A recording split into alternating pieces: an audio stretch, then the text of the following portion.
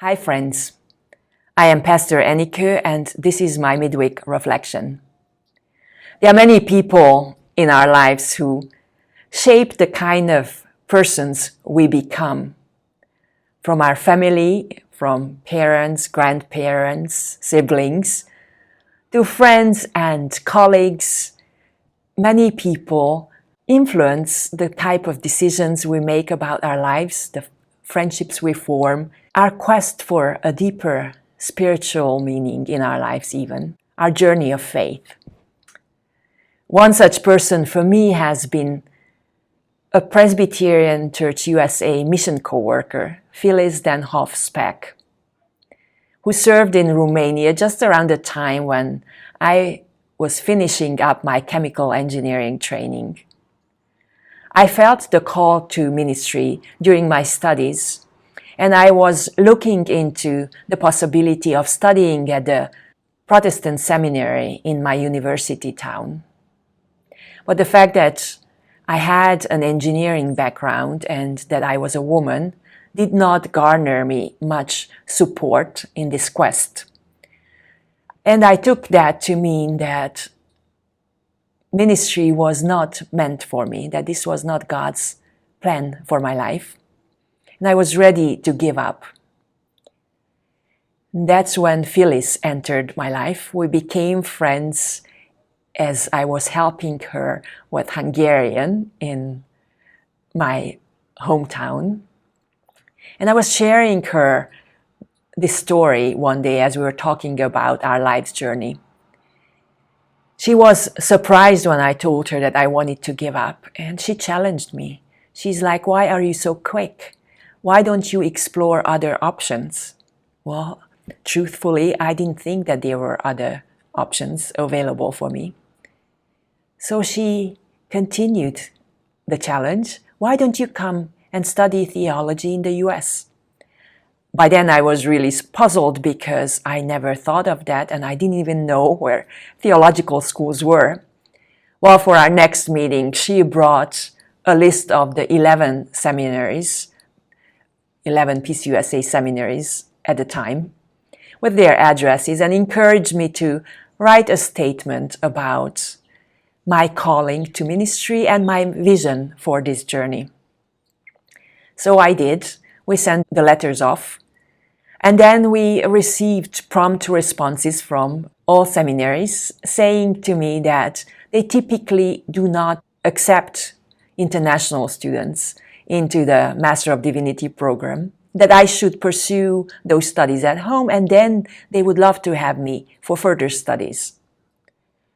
So here I was ready to fold again, but Phyllis was like, "Well, they say typically, right? They don't say never. So choose a few institutions that you like and let's pursue this matter further." So we did, and as a result of a cooperation between the Presbyterian Church's Global Education and Leadership Office, Union Presbyterian Seminary in Richmond, Virginia, and a Presbyterian church in Alexandria, Old Presbyterian Meeting House in Alexandria, Virginia, I was able to begin my studies on a scholarship in the summer of '96 at Union Seminary. That led to a long, windy path of discerning what that calling to pastoral ministry would look like, and that eventually led me here to Westminster Church in Worcester, Ohio. Phyllis recognized my calling and did not let me give up. She showed me through her way of being what persistence looks like, how one overcomes obstacles, how one trusts in God's guidance. I'm thinking about these things as we prepare for our celebration of All Saints' Day on the Sunday of November 1st in 2 weeks. Because it is a reminder for all of us that our individual stories are embedded in a much larger story. that there have been people of faith who went before us, who paved the way for us to be people of faith and be a community of faith the way we can do it today, who showed us through their own struggles and their own faithfulness what does it mean to be a follower of Jesus, to trust God's promises and trust God's goodness and God's plan for our lives.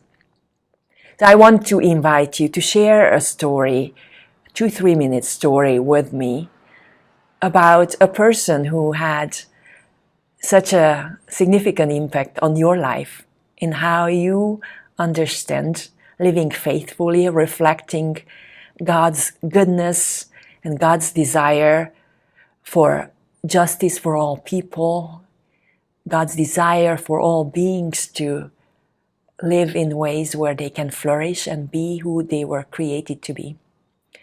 Or your reflection on a historic figure who shapes Westminster Church's understanding of ministry, of mission in our community, here in Worcester and beyond. I would encourage you to send these stories to me by Sunday, October the 25th. I would really like to have at least 5 stories to incorporate in our service, and I will be in touch with you to invite you to share your stories in our worship service on November 1st.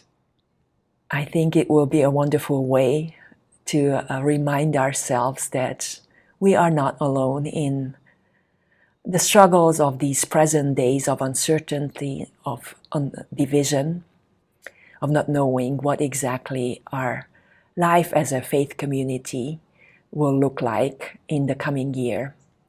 But we receive inspiration from all the people who faithfully lived through their own challenging circumstances and showed us what it means to hold on to hope and trust in God's goodness and God's promises to us, that we are not walking this journey alone. Hope you are taking care and staying safe, and I miss you, and see you soon. See you on Sunday morning.